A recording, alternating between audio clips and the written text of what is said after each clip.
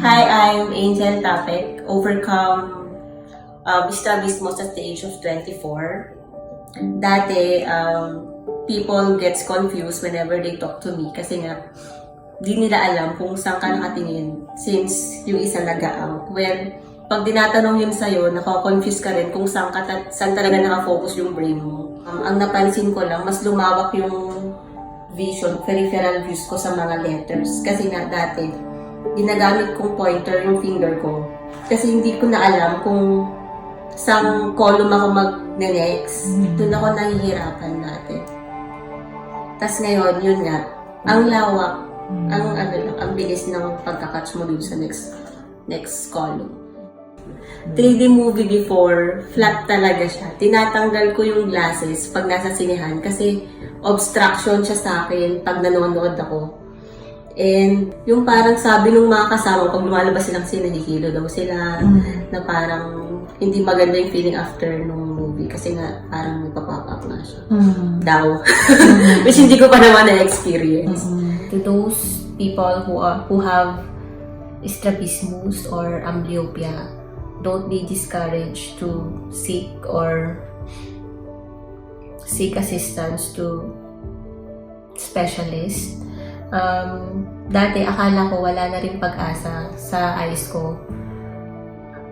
Kasi sabi nila na pag age 20 pataas or 7 pataas, hindi na raw matitreat since medyo mahirap na siyang ayusin.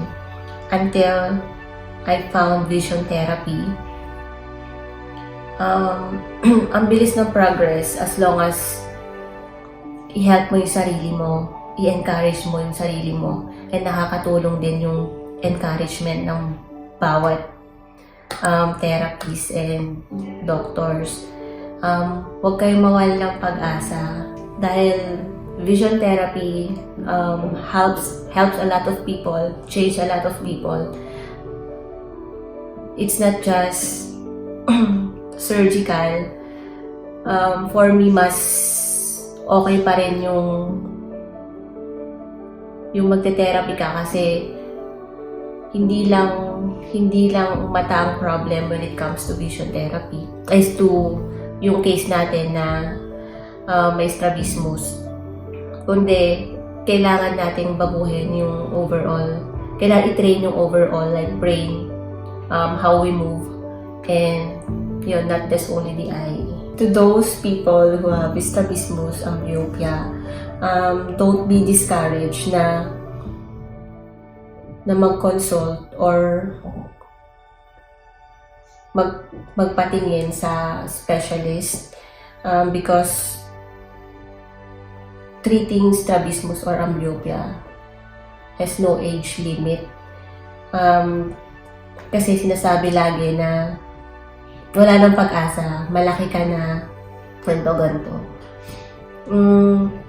Just help yourself and don't forget to seek assistance. Yun lang. Pag mawalan ng pag-asa, go lang. Thank you, vision therapy, especially to Doc Maya. Ang laki nung nabago ng vision therapy sa overall day-to-day activities ko. Nakatulong din yung pag-i-accommodating ng mga staff and everything para